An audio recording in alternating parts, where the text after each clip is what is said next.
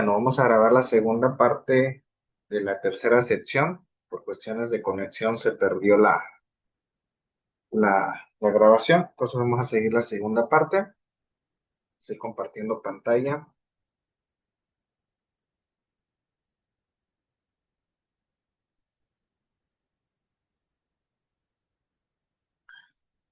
Bueno, en el video anterior nos quedamos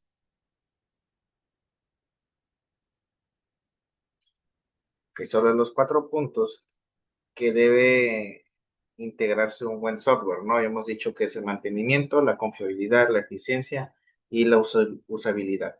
Entonces, esos son los 4 puntos que debe de tener un buen software directamente al salir a la venta una vez ya concluido y programado. Vuelvo a recalcar que un software no debe de tener ningún tipo de error, tiene que estar 100% funcionalidad. Esa prueba de errores totalmente. Vamos a seguir con los temas siguientes. ¿Cuáles son los retos fundamentales que afronta la ingeniería de software? En el siglo XXI, la ingeniería del software afronta tres retos fundamentales. El primero es el reto de la heterogeneidad. Cada vez más se requiere que los sistemas operen como sistemas distribuidos en redes que incluyen diferentes tipos de computadoras y con diferentes clases de sistemas de soporte. A menudo es necesario integrar software nuevo con sistemas heredados más viejos escritos en diferentes lenguajes de programación. El reto de la heterogeneidad es desarrollar técnicas para construir software confiable que sea lo suficientemente flexible para adecuarse a esta heterogeneidad. Los nuevos programas actualmente es raro que un programa ya no funcione con un soporte de redes. Todos los programas, aplicaciones, están ya conectados a una red de internet, ¿no? Todos comúnmente ya trabajan en red, llámese base de datos, por ejemplo HTML, ¿no? El HTML surgió a los años 90, 2000, donde pues obviamente las páginas web revolucionaron lo que fue el internet, ¿no? Entonces, que actualmente ahorita pues ya las páginas web igual ya no tiene ese auge que estuvieron al principio, ¿no? Por cuestiones de las redes sociales, que actualmente pues ahorita ya las redes sociales se utilizan también como cierta publicidad, ya llámese por ejemplo las redes como Facebook, TikTok, Instagram, etcétera, ¿no? Todas esas redes sociales, las que están más en su apogeo, siempre tienden a tener anuncios, ¿no? De empresas, etcétera, ¿no? Entonces ya comúnmente todos los software están ya enlazados a través de redes. Punto número dos, el reto de la entrega. Muchas técnicas tradicionales de ingeniería del software consumen tiempo. El tiempo que estas consumen es para producir un software de calidad. Sin embargo, los negocios de hoy en día deben tener una gran capacidad de respuesta y cambiar con mucha rapidez. Su software de soporte también debe cambiar con la misma rapidez. El reto de la entrega es reducir los tiempos de entrega para sistemas grandes y complejos sin comprometer la calidad del sistema. El reto de la entrega es más que nada los tiempos que se llevan a través del proyecto que se tiene que realizar. Obviamente, entre menos tiempo, reduce menos los costos. Las empresas igual deben de tener una capacidad, en este caso, de cambiar y actualizarse con ciertos tiempos. Hay veces un cambio de software o un cambio de sistema pueden generar un costo elevado si no se toma a consideración. A veces decíamos que las empresas por no actualizarse o inclusive por no gastar de más, siguen manteniendo ese tipo de ordenador viejo, con ese software viejo, a pesar de que obviamente la velocidad es mucho menor a la que le puede dar un ordenador nuevo con un mejor software, ¿no? Entonces, el reto de la entrega son más que nada esas técnicas de ingeniería para reducir tiempos. El punto número tres es el reto de la confianza. Puesto que el software tiene relación con todos los aspectos de nuestra vida, es esencial que podamos confiar en él. Esto es especialmente importante en sistemas remotos de software a los que se accede a través de páginas web o interfaces de servicios web. El reto de la confianza, más que nada, va sobre software donde obviamente hay una base de datos con la confiabilidad de nuestros datos, ¿no? Por ejemplo, los softwares de banco, por ejemplo, el SAT, ¿no? Por ejemplo, que tiene, por ejemplo, nuestros datos dados de alta. Entonces, tiene que haber un punto de confiabilidad. Obviamente, estos tipos de programas tienen que tener una base de datos confiable en el cual nosotros depositemos esa confianza de que nuestros datos no van a ser manipulados ni tampoco darle un mal uso de ellos, ¿no? Entonces, igual el reto de la confianza ya hablando en formas un poco más, de tecnologías más avanzadas en vehículos, en aviones, barcos, etcétera, ¿no? Obviamente todos los medios de transporte ya manejan una computadora de software en el cual obviamente tienen que tener una cierta confianza hacia el usuario, ¿no? Por ejemplo, hablábamos del ejemplo de los vehículos de Tesla, que actualmente ya tienen un piloto automático en el cual obviamente ya se manejan solo los automóviles y tienen que tener ese tipo de sensores 100% para prevenir un accidente, ¿no? Entonces, ya están muy desarrollados, obviamente, por ahí habíamos comentado que ya no es necesario ir a la agencia, ya el vehículo se maneja solo directamente a la dirección del cliente y ya llega el producto, ¿no? Entonces, el reto de la confianza es más que nada eso, ¿no? Las pruebas que se realizan antes de salir al mercado para que no haya errores ni accidentes, ¿no? Y de esos accidentes no llegar a un punto de catástrofe total, ¿no? Siguiente tema es la responsabilidad y la profesional y ética. Como en todo, profesión, ¿no? Tenemos un código de ética profesional. Obviamente también hay una responsabilidad total, ¿no? Entonces, como otras disciplinas de la ingeniería del software se lleva a cabo dentro de un marco legal y social que limita la libertad de los ingenieros. Los ingenieros de software deben aceptar que su trabajo comprende responsabilidades más amplias que simplemente la aplicación de habilidades técnicas. Deben comportarse de una forma ética y moral y responsable si es que desean ser respetados como profesionales. No basta con decir que uno tiene siempre de poseer estándares normales de honestidad e integridad. No debería utilizar y sus habilidades para comportarse de forma deshonesta o de forma que deshonre la profesión de la ingeniería del software. Sin embargo, existen áreas donde los estándares de comportamiento aceptable no están acotados por las leyes, sino por la más tenue noción de responsabilidad profesional. Bueno, como mencionábamos, al crear un proyecto de software está regulado por ciertas normativas, ¿no? Entonces, igual nosotros como ingenieros de software o ingenieros en sistemas tenemos un código de ética profesional. Comúnmente hay un término que por ahí imagino lo han escuchado, que se llama hacker, ¿no? Por ejemplo, los hackers comúnmente se dedican a la cuestión ilegal de todo lo que es el software, ¿no? La manipulación. Estos hackers utilizan, por ejemplo, las bases de datos de algunas empresas o de algunos proyectos y empiezan a copiar ese software pirata, ¿no? Obviamente, inclusive los mismos hackers pueden trabajar en esas mismas empresas y ir pasando datos por debajo de la mesa, ¿no? Entonces, eso es cuestión ilegal. Obviamente, hay en ciertos países, hay obviamente consecuencias legales, por ejemplo, más que nada en Estados Unidos, ¿no? Porque está, por ejemplo, la asociación llamada DAS, que por ahí es la que regula el tráfico de software ilegal. Si, por ejemplo, inclusive en Estados Unidos haces una descarga ilegal, así como un usuario normal, ya sea un archivo ilegal, una película, una canción, etcétera, puedes llegar a tener una demanda, ¿no? Directamente. Entonces, obviamente los softwares ilegales tienen una regularización directamente notados. Por ejemplo, han habido proveedores de software ilegales que se han tumbado, por decirlo así, ¿no? Páginas que antes manejaban software gratuitos, podías hacer descargas ilegales y, por ejemplo, se fueron, ¿no? Uno de los programas que estuvieron por los años 2000, 2010 y casi la mayoría lo utilizaba, ¿no? Y se podía descargar cosas ilegales, es el famoso navegador o programa llamado Ares, por ahí, ¿no? Entonces, Ares era un programa que ultrajaba todos los softwares piratas, películas piratas o inclusive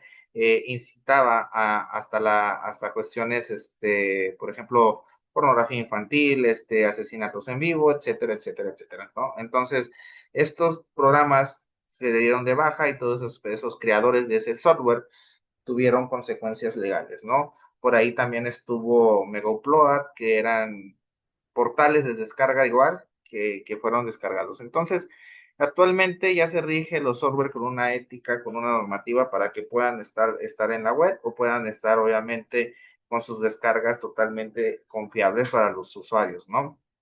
Y así hay muchos, un listado de aplicaciones y de softwares que se han ido dando de baja con los tiempos. Obviamente desde el auge que empezó el Internet, Antes era muy difícil acceder a una red Wi-Fi, ¿no? Ahorita ya no hay edad específica para que alguien pueda tener una conexión de red Wi-Fi, ¿no? Ya cualquiera es una necesidad total, ¿no? Entonces, las redes ya son un poco más prolongadas, ya es mucho más fácil estar conectados y podemos resultar, inclusive para los hackers, mucho más fácil, ¿no? De podernos, robar nuestros datos. Entonces, todo software debe estar totalmente legal. Siguiente punto es la confidencialidad. Por ejemplo, normalmente se debe respetar la confiabilidad de los empleadores o clientes independientemente de que se haya firmado un acuerdo formal de confiabilidad. La confiabilidad es muy importante cuando uno labora en una empresa más en cuestiones de software, porque obviamente a los ingenieros en sistemas se le pasan los datos informativos para que se puedan ingresar a la base de datos y obviamente tiene que haber esa confiabilidad, ¿no? No hay que pasar ciertos datos de los empleados, ciertos datos de los clientes o ciertos datos de la empresa misma, ¿no? Entonces, la confiabilidad tiene que estar 100% directamente. A veces hay documentos de confiabilidad que se firman para que no haya ningún problema entre ingeniero de software contra la empresa, ¿no? El segundo punto es la competencia. No debe falsificar su nivel de competencia ni aceptar conscientemente trabajos que están fuera de su capacidad, ¿no? Esto es muy importante, chicos. A veces uno se avienta el paquete directamente de poder hacer un proyecto de software, pero a veces no podemos lograr concluir ese proyecto, ¿no? Por X o Y razón. Entonces, se quiere a veces los proyectos falsificarlos, ¿no? A veces hay proyectos que dicen, no, pues ya están hechos, son proyectos gratuitos, lo descargo y se lo vendo a la empresa, ¿no? Eso es una cuestión ilegal también. No se debe de hacer ese tipo de cosas, ¿no? Si no son capaces de realizar un proyecto de software, pues simplemente no se hace un contrato con la empresa o con el cliente. Punto número 3 son los derechos de propiedad intelectual. Este punto debe ser consciente de las leyes locales que gobiernan el uso de la propiedad intelectual, como los patentes y el copyright. Debe asegurarse de que la propiedad intelectual de los empleadores y clientes esté protegida, ¿no? Hemos dicho que hay dos tipos de software, que es el software libre y el software, obviamente, en el cual están privados de las leyes, ¿no? Entonces, por ejemplo, hay softwares que debe de tener una patente, y ahí los de software libre obviamente son usuarios que crean el software y lo dejan a las descargas gratuitas totalmente, ¿no? Pero cuando le entregamos un software a la empresa debe tener un copyright, obviamente, es un programa basado en ellos nada más, no puede ver este otro programa copiado por ahí en la web igual, porque si no nos metemos en un problema. Entonces es un contrato que se tiene que firmar, obviamente estructurar las leyes locales que gobiernan en ese punto del país, de la ciudad, etcétera, ¿no? Todo eso se tiene que regular totalmente, con los derechos de propiedad. Número punto cuatro, uso inapropiado de las computadoras. No debe emplearse sus habilidades técnicas por utilizar de forma inapropiada las computadoras de otras personas. El uso inapropiado de las computadoras va desde las relativamente triviales hasta las extremadamente serios, ¿no? Aquí volvemos al tema de los hackers.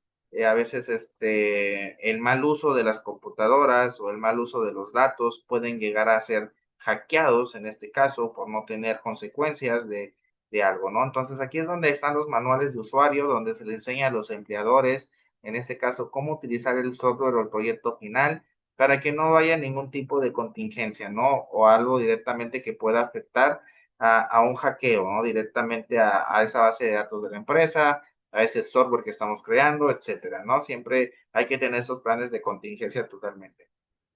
Las sociedades e instituciones profesionales tienen que desempeñar un papel importante en el establecimiento de estándares éticos. Las organizaciones como la ASM y el IEE, Instituto de Ingenieros Eléctricos y Electrónicos, y la British Computer Society publican un código de conducta profesional o de ética. Los miembros de estas organizaciones se comprometen a cumplir ese código cuando se inscriben en ellas. Ahorita vamos a ver estos códigos, cuales rigen estas organizaciones. Con esto vamos a concluir lo que es la tercera sección de la clase. Ese es el código de ética y práctica profesional de la ingeniería de software. Es mucho más grande todavía, pero esos son los puntos más importantes a considerar. Por ahí lo pueden buscar ustedes en internet, le ponen código de ética de ingeniería de software y les va a descargar todo el manual de códigos de ética. Entonces aquí vamos a tomar los puntos más importantes. Los ingenieros de software deben comprometerse consigo mismos para hacer el análisis, la especificación y el diseño y el desarrollo de las pruebas y el mantenimiento del software una profesión beneficiosa y respetada. En concordancia con su compromiso con la salud, la seguridad y el bienestar del público. Los ingenieros de software deben adherirse a los siguientes 8 principios, que son los más importantes del código de ética. Por ejemplo, acá nos menciona mucho lo que es la salud y la seguridad, ¿no? Recuerden que un software debe de tener la seguridad y vuelvo a recalcar, no debe estar totalmente a fallos, ¿no? Debe tener cero errores un software al momento de salir a la venta o directamente al uso de alguna empresa, ¿no? El punto número 1 es público. Los ingenieros de software deberán actuar en consonancia con el interés público. El punto número 2, cliente y empleador. Los ingenieros de software deberán actuar de forma que respondan a los intereses de sus clientes y empleadores siendo consecuentes con el interés público. Número 3 es el producto. Los ingenieros de software deberán asegurar que sus productos y las modificaciones asociadas cumplan los más altos estándares profesionales posibles, ¿no? Es lo que decíamos antes de lanzar el software, que recuerden que el software es un producto, entonces tiene que estar obviamente que cumpla con los altos estándares que se están exigiendo, ¿no? El número 4 es el juicio. Los ingenieros de software deberán mantener la integridad e independencia en sus juicios profesionales. El número 5 es la gestión, que son los gerentes y líderes ingenieros de software deberán suscribir y promocionar un enfoque ético en la gestión del desarrollo y mantenimiento del software. Número 6 es la profesión. Los ingenieros de software deberán mantener la integridad y reputación de la profesión de acuerdo con el interés público. El número 7 punto es colegas. Los ingenieros de software deberán ser imparciales y apoyar a sus colegas. Número 8 el personal. Durante toda su existencia, los ingenieros de software deberán aprender lo concerniente a la práctica de su profesión y promocionar un enfoque ético en la práctica de su profesión. El código contiene 8 principios relacionados con el comportamiento y con las decisiones hechas por ingenieros de software profesionales, incluyendo practicantes, educadores y administradores. Bueno, estos son los puntos más importantes en el código de ética profesional de un ingeniero de software. Lo vuelvo a repetir, es más grande, es una Biblia, lo que lo pueden hacer, ¿no? Pero obviamente son los puntos más importantes. Entonces, en conclusión, pues el software tiene lineamientos, tiene normas, hay que ser éticos directamente, ¿no? No nomás es crear software y ya, ¿no? Entonces, por ejemplo, voy a poner un ejemplo, por ejemplo, el de Mark Zuckerberg, ¿no? Por ahí en el año, no sé, cuenten el 2018, 2020, antes del COVID, por ahí, ¿no? Mark Zuckerberg tuvo una demanda por parte de la regularización de software, obviamente de su país, que es Alemania, donde Facebook, al crearse y haber tenido más auge, no estaba regulado directamente con las normativas en este caso, y el bienestar del público, ¿no? ¿A qué me refiero? Que en ese entonces Facebook podía aceptar lo que eran palabras antisonantes, ¿no? En esta cosa, groserías, subir contenido totalmente que perjudicara, ¿no? Inclusive se podía subir este contenido ilegal, contenido pornográfico, etcétera, etcétera, etcétera, ¿no? Entonces, en este sentido, se tuvo que restringir y actualmente sabemos que en Facebook, por ejemplo, si nosotros decimos una palabra, nos pueden bloquear nuestra cuenta, ¿no? Tenemos una advertencia y entonces Mark Zuckerberg se negó a este cambio porque decía que pues la red social era un tipo de libre albedrío, ¿no? En sus ideologías, en los cuales se podían expresar totalmente, ¿no? Pero pues obviamente se empezaron a regular y a través de Facebook se empezó a regular ciertas, redes sociales como Instagram, actualmente TikTok, entonces YouTube, por ejemplo, que igual tuvo que cambiar su sistema, ¿no? Porque obviamente YouTube se veían muchos videos, cuestiones ilegales, entonces tuvieron que también cambiar su sistema y crearon, por ejemplo, un YouTube Kids para niños, ¿no? Porque hay pues contenido que no son exclusivamente para niños y así las redes sociales empezaron a destruir, ¿no? Entonces, todo esto porque pues está obviamente todo eso está detrás con normativas y éticas, ¿no? Bueno, hasta aquí lo vamos a dejar. Esta fue la tercera sección de la clase. Por ahí les voy a mandar la actividad número 3 a lo que es en el grupo de WhatsApp. Cualquier cosa, pues quedo a los órdenes. Estamos conectados. Muchísimas gracias. Nos vemos en la siguiente.